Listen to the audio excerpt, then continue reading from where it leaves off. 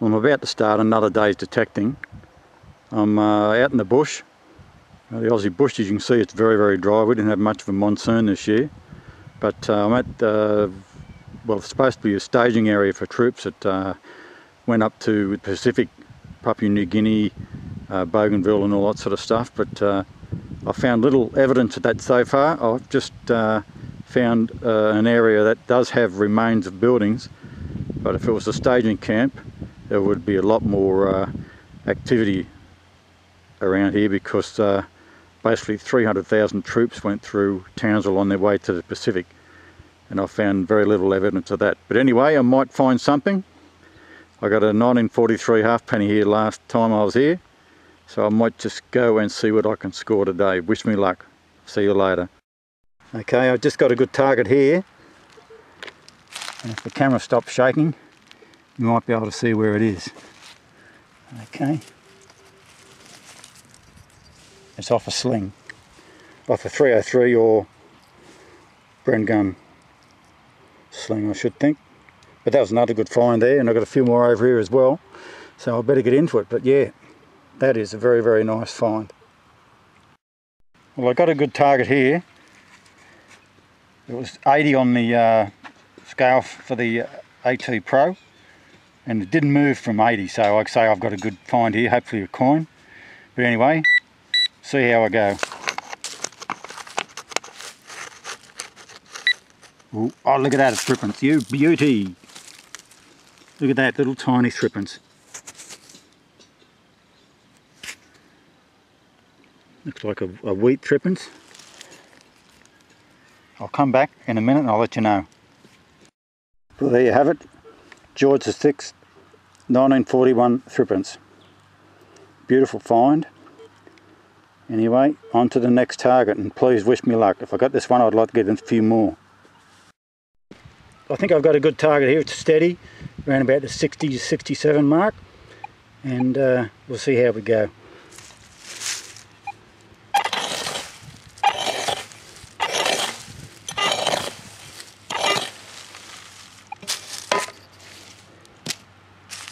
Okay, so I've got it out of the...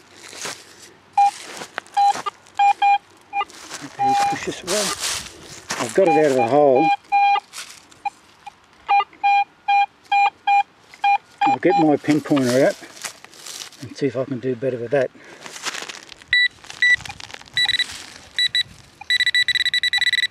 Okay, gotcha.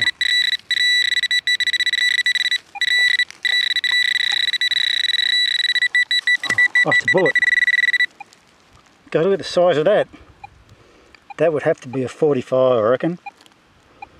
And look, it's in immaculate condition. Now that's a really good find.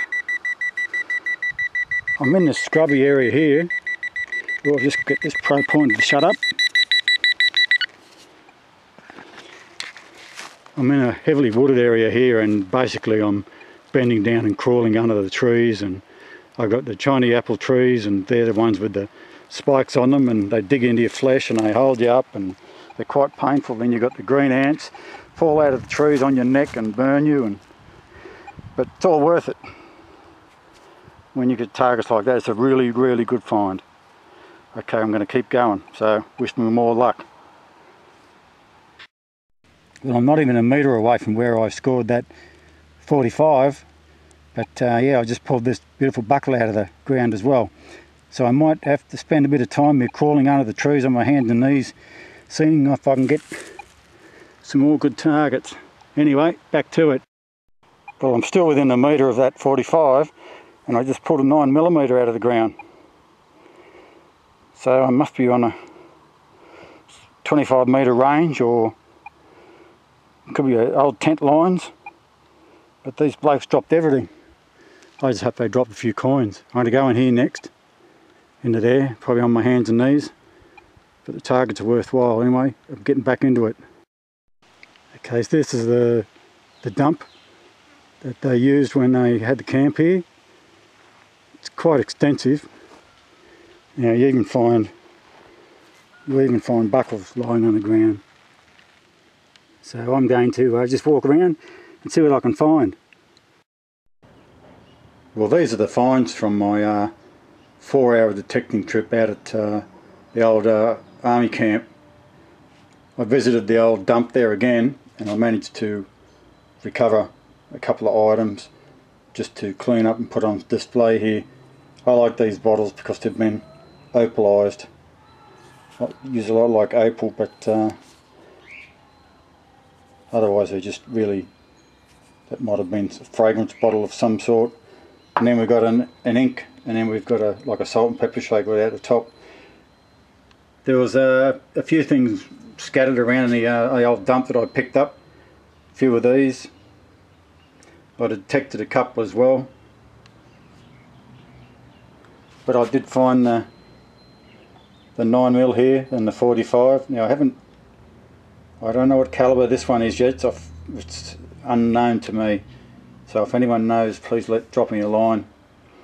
Anyway, another bottle, big draft horseshoe, and then another horseshoe. And you can see that the old fellas there, when they were had nothing to do, they were cutting glass into containers, like maybe just to drink out of when they're in the mess having lunch. But I'll tell you what, but you see, they've been cutting them and making the bottoms out of drinking glasses. That's not too bad, eh? Well, I'm going to clean all these, and I'll show you them again after I've given them a bit of a tub. And until then, I'll see you later. Well, I've put most of the buckles and just the stuff like that into the tumbler, and I'll start that, and we'll see how they come out. Anyway, I've got to do a bit more cleaning. I'll see you later. I've cleaned most of the finds that I recovered from the army site the other day. Here you got the two different size mugs again. That's the smaller type. I think that was half a pint, and this one might be somewhere going up to a bit over half a pint again. But if you look closely, you could possibly see the D. There's the arrow and the D again. But I've seen these mugs in various sizes over the years that I've recovered them from dumps. The 3 forks and a spoon, okay, what I'm going to do is a bit more soaking, and then I've got a soft wire brush here I'm going to use just to get that rubbish off it and bring them up to a nice little colour. I gave these bottles that I recovered, I gave them a good clean on the inside, and I just left the outside as it was, because you can see the opalisation, and that can only happen when the object's been immersed in earth for a longer time. Anyway, just going on to these 3 bullets that I recovered. The centre bullet is a 9mm, and the one on the right is a 45. Now this one here, when I first saw it, I thought it was a 5.56, but then again it couldn't have been, because it was on the same depth as the other 2 bullets, and they're all within the metre of each other. Then I realised that it may actually be a Japanese projectile. So what I did, I came and had a look at my reference books when I arrived home, and in the Type 38 weapon, a rifle that the Japanese had, the cartridge was a 6.5 inch, and later on they used a 7.7. But that was a nice find. It's a shame it broke off the cartridge itself, but they're very fragile after a few years. Anyway, I got some other finds here. I didn't bother cleaning these because I like putting them up as they are in the off the rafts above my head. But anyway, I had a good trip, well, a few good trips actually, and I'll be going out again hopefully the day after tomorrow. Anyway, till the next find, I'll see you later.